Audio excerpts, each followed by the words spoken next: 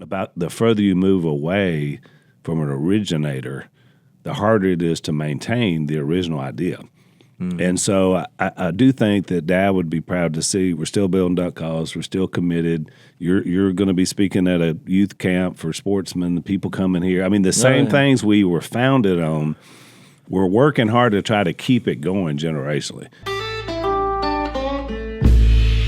And I was going up front, and I saw Bella in a spot I don't normally see her. Of course, people move around here constantly. Which is Willie's daughter. Willie's daughter, and she runs the store and several things here. Well, I'd passed by Jacob, her husband, in another office because I guess they've just done a shuffleboard move, which they do quite frequently here. I can never keep up with where people are. Jordan's over here now. They're all the time. All the time moving. But I liked it when I saw Bella in there. I said, "Is this your new office?" And she said, "Yeah, for now." And we laughed. And I said, "Well, this is where Lisa and I were back when we came. We left our full-time work at Whites Ferry Road to come back to work here and eventually to come on the show. But that was our office, and we were doing like licenses, a bunch of stuff I had never done before, and we were just learning because y'all were all doing a show, about building duck calls. Well, then all of a sudden we're selling these ton of duck calls. So I guess it was the backdrop. Yeah, I mean, behind the scenes, it was a madhouse around here. But it just took me back because Lisa and I were in that office together where Bella is now. But when I walked in her office, I looked to the left, and she's got a kind of a table there directly in front of her, across from her desk, and it's a picture of Dad, and he's in that old, I don't want to say warehouse, but our original little shop.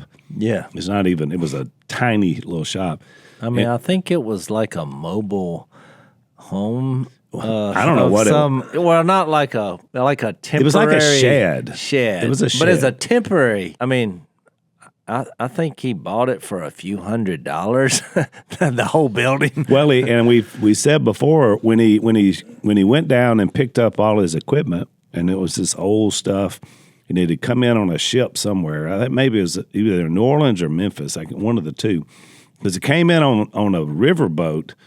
And we had to put it in the truck, and this thing's weighed tons. Yeah. And he had to have a come-along to move it when he got there, and he didn't realize none of it would fit through the door. So he took a chainsaw, and this thing had wooden siding on it. He just sawed all the boards. And then there was a little crack for the rest of the time we had the shed. But there's a picture of him in front of one of those wood lathes that was in that shop. And he's got a thing tied around it's the first bandana, I guess. It was but it looked like an old towel or something tied around his head. And she's got that set up across from her desk. But it was just in the moment of looking at it, realizing that Lisa and I had spent time there. We all worked for the company at different times, and you're kind of back doing some stuff again with them. But now I realize generationally, when you watch it, I mean, like now we're into fourth generation of people. Pretty crazy. I mean, it's pretty crazy. But it's also, for me, at this point in my life, it's also nostalgic in a good way, because we were just talking in the last podcast about the further you move away from an originator, the harder it is to maintain the original idea. And so I do think that Dad would be proud to see we're still building duck calls. We're still committed. You're going to be speaking at a youth camp for sportsmen, the people coming here. I mean, the same things we were founded on, we're working hard to try to keep it going generationally. And that's hard to do because, people don't hunt. They don't have the same desires, and things like this. But the idea is still sound. Well, my appeal is because, I'm at a stage in my life where I don't have a problem saying, no, I ain't doing that. But they constantly come, they're like, oh, it's, the tradition and we're carrying it out. So, but I like things that involve me sharing Jesus with people with Duck Commander in the backdrop. Exactly. And because that was really what floated my boat, because that's what Phil, that was the model. Yeah. We're not going to get caught up in, because my dad used to always say, I mean, he would joke and say, oh, we're going to sell 1 million of these duck calls. He was kidding. Now, later, when we actually did, he was like, I told you. But I was like, well, Phil, I think we all laughed, including you, when you said that. Because he was like, there's not enough duck hunters out there to sell $1 million duck And that calls. was the crazy thing about the show, is because it put us out there in a different way, and the business was kind of the backdrop of the television show. And then we sold $1 million duck calls in 1 year. Well, exactly. And well, who would have ever even thought it possible to even do that? I use this in my speeches because my whole point to this is it came from God, because what kind of marketing genius could come up with an idea that we're going to sell duck calls to people who don't duck hunt and never will. and never will and don't care. And don't they care. just like going, "Wah." Yeah. So Jay brought a guest yesterday. Was just a madhouse. It was here crazy with in here. people, but he had a guy. I met him and took a picture with him. Now, how much of what he said did you understand? About every third word. We're proud of Louisiana, and we have basically 2 states within one state. That's right. And the further you go down south, you get into what we call Cajun country.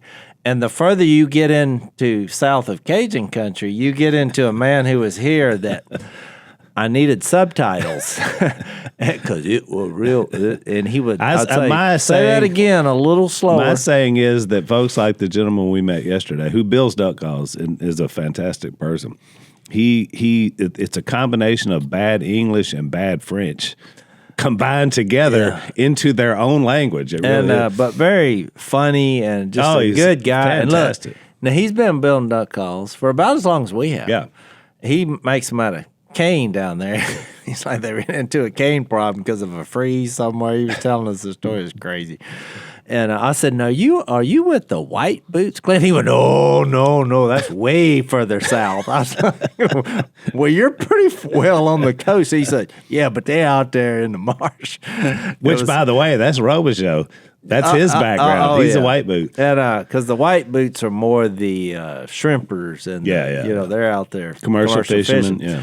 But look, this guy, what was interesting about it, we made our original duck call insert out of cedar, which is a terrible wood to make duck calls out of as far as production, because about 1 out of every 4, and I said that yesterday, and he laughed because he knew I was right, and he was like, "Oh, yeah, I know you know that." I was like, "Yeah, because they bust." Yeah. And I used to tell my dad, I was like, "Maybe we should get a little harder wood." And he's like, "The sound, Jase, the sound." We got so it was a running joke, but he appreciated that. And then I was like, "Well, how do you make these?" Because he showed me his duck call. It's real soft and it's real small because it's made out of this cane wood, and then the insert is cedar. He cuts them out by hand with a pocket knife. Yeah. I was like, for 50 years, you're making, it just made And he me. stays, and he has like this list of people. Oh, it's a waiting list. It's a waiting list to get his calls because he's hand making them. I But want it's like a story that you're buying though. It's Oh, like, that's it. Yeah. And this guy, look, people in Louisiana are famous. There's a reason people come to Louisiana to film and to film its people. Yeah. I'm like, this guy, just, not understanding half of what he said was irrelevant, because what I did get was hilarious and interesting and very heartfelt. Yeah. And Have y'all seen that? Have y'all seen that movie Marty Supreme with Timothée? Is it Chalamet? Oh no, I saw.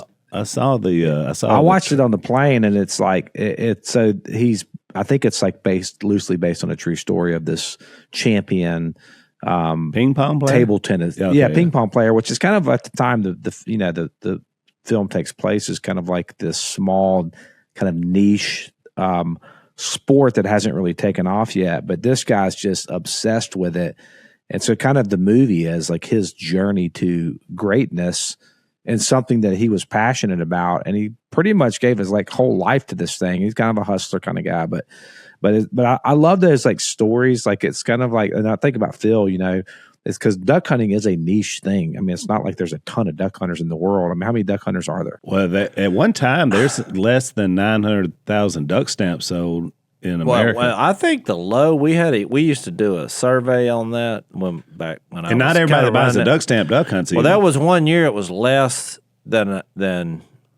500,000 So less than 500,000 bought a duck stamp. I think that was the years when it was 30 days and 3 ducks. And when we did the comparison, Zach, 10 million people deer hunt at that time. But how many people have bought the duck calls? I mean, you start looking at the math on it, like, man, something doesn't add up here because there's more people bought the duck calls than there are duck hunters. And so it's like double more.